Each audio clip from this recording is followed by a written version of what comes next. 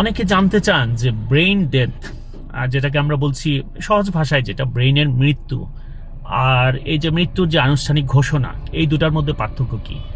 এখন এই জিনিসটা জানার প্রয়োজনটা আসলে দিনকে দিন এত বেশি কমন হয়ে পড়েছে যে মানে ICU services are available, day by day things are being accessible for lot of people.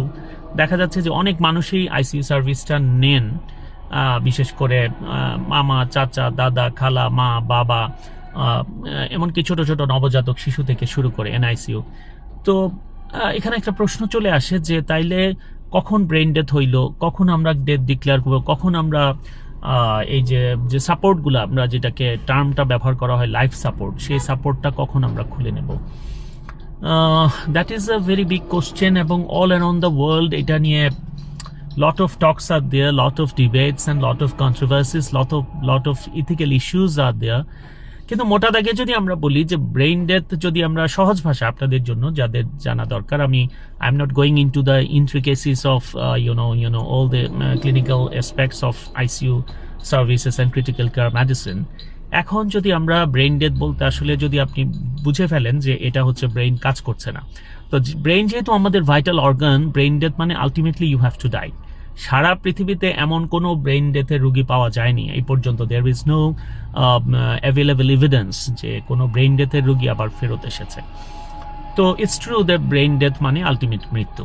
এখন ব্যাপার হচ্ছে যে আপনি যদি, আপনার রোগী যদি ICUতে থাকে এবং ICU সার্ভিসের মধ্যে থাকে, তাহলে এই যে সে চারপাশ থেকে যে বিভিন্ন সাপোর্ট পাচ্ছে, এদিকে আমাদের হার্ট কিন্তু আবার নিজে নিজে বিট করতে পারে, তার নিজস্ব পেসমেকার আছে।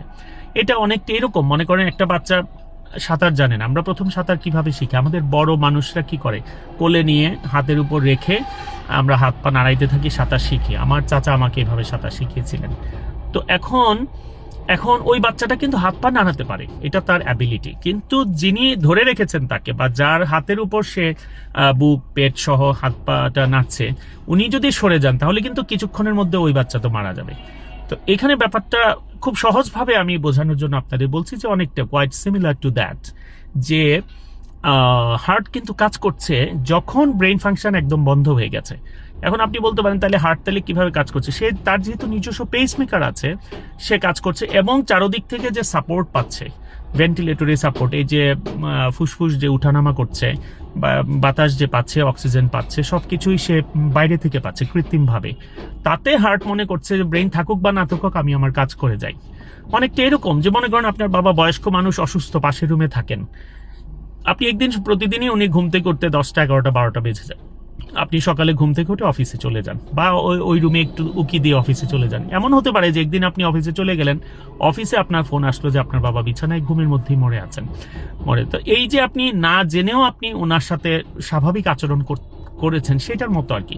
অথবা আমরা যদি আরেকটু অন্যভাবে বলি, রবীন্দ্রনাথের শাস্তি গল্পে কিন্তু এই জিনিসটা আছে, খুব সুন্দর করে বলা আছে যে দুঃখীরাম যখন তার স্ত্রী রাধাকে দায়ের এক কোপে মেরে ফেললো, তো তখন কিন্তু হতবিহ্বল একটা ঘটনা, বাড়িতে একটা মৃত্যু হয়ে গেল। তো এখন এই জিনিসটাকে রবীন্দ্রনাথ খুব সুন্দরভাবে ব্যাখ্যা করেছেন যে বাইরে তখন পরিপূর্ণ শান্ত, এখানে একটা গ্রামের একটা বাড়ির মধ্যে একটা হত্যাকাণ্ড হইল, কিন্তু আপনি যদি বাড়ি থেকে বের হয়ে বাইরে তাকান, তখন কিন্তু পরিপূর্ণ শান্ত। রাখাল বালকেরা মানে তার গরু টরু নিয়ে বাড়ি ফিরছে সুন্দরভাবে, যে যার মতো গান করছে, অর্থাৎ বাইরের পরিবেশ দেখে বোঝা যাবে না যে বাড়ির ভিতরে একটা মৃত্যু হয়ে গেছে। তো ঠিক তেমনি হার্ট কিন্তু বুঝতে পারছে না যে ব্রেইন যে কাজ করছে না।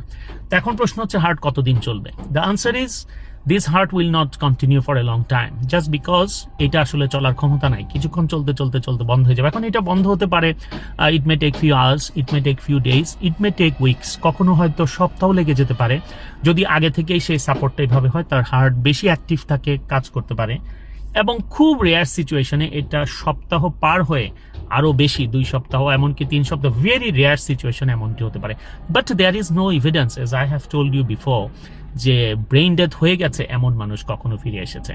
তো এক্ষেত্রে সমাধানটা কি হয়, যেগুলো আমি বলছি, অনেক ডিবেট আছে যে কোন পর্যায়ে আমরা সাপোর্ট খুলে নেব। যেহেতু সবাই বুঝে গেছে যে এই ব্যক্তি আর ফেরত আসবে না, সেহেতু প্রশ্ন হচ্ছে যে আমরা কি এই সাপোর্টটা কন্টিনিউ করবো। There are lot of issues. আর্থিক একটা ব্যাপার তো আছেই, ইট ইজ হাইলি এক্সপেন্সিভ।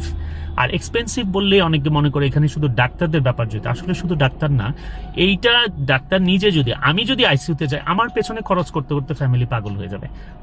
ডক্টরের বাবা মা 14 গোষ্ঠী যার জন্যই আপনি কাজ করেন, সেক্ষেত্রে ওই একই ব্যাপার, you have to spend a lot. এবং ওই আইসিইউর মালিক নিজেও যদি হয় তার ক্ষেত্রেও কিন্তু ওই একই, you have to spend a lot. তো এখন ব্যাপার হচ্ছে যে whatever the amount of money you spend, এবং ultimately the heart will stop at some point of time. যে কোনো এক সময় হার্টটা বিটিং বন্ধ করে দিবে নিজে নিজে। তার আগ পর্যন্ত আপনি আদৌ বাঁচিয়ে রাখবেন মানে বাঁচিয়েও তো না, মানে এটা তো লিগাল ডেফিনিশন ওয়েতে এটা technically very difficult to define. তো এনিওয়ে, তো আপনি এখন সাধারণত যেটা হয়, আর ওই ব্যক্তিকে কষ্ট না দিয়ে, কারণ টিউব তো ঢোকানো থাকছে, তার শরীরে অনেক ইনজেকশন পুশ করা হচ্ছে, অনেক দিক থেকে নল লাগানো আছে শরীরে বিভিন্ন জায়গায়।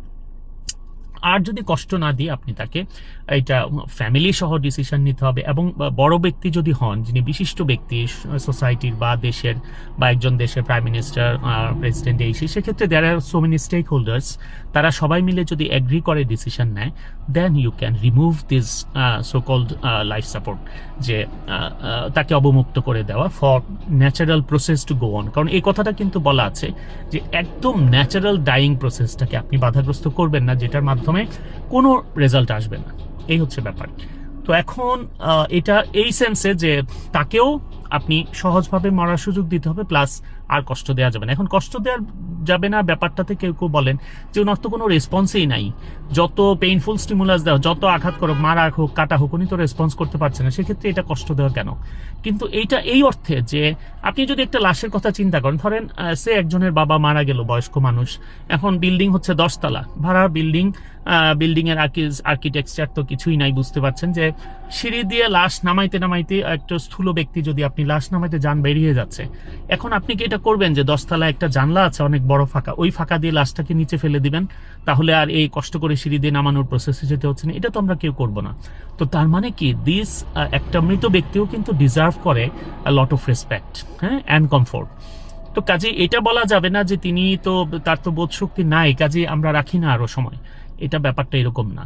কাজেই আমি জাস্ট একেবারেই স্পেসিফিক যে প্রশ্নগুলোর উত্তর দেওয়ার জন্য এটা বললাম যে at some point of time the heart will stop beating, and in that case if you find that the brain is dead, মানে ব্রেন ডেথ হয়ে গেছে, সেক্ষেত্রে you can go for a brave decision, যে হ্যাঁ সবাই মিলে একটা সাহসী সিদ্ধান্ত নেয়, okay let the nature take over, প্রকৃতিকে তার মানে সুযোগ দিতে হবে তাকে এগিয়ে নিয়ে যাওয়ার। ধন্যবাদ সবাইকে।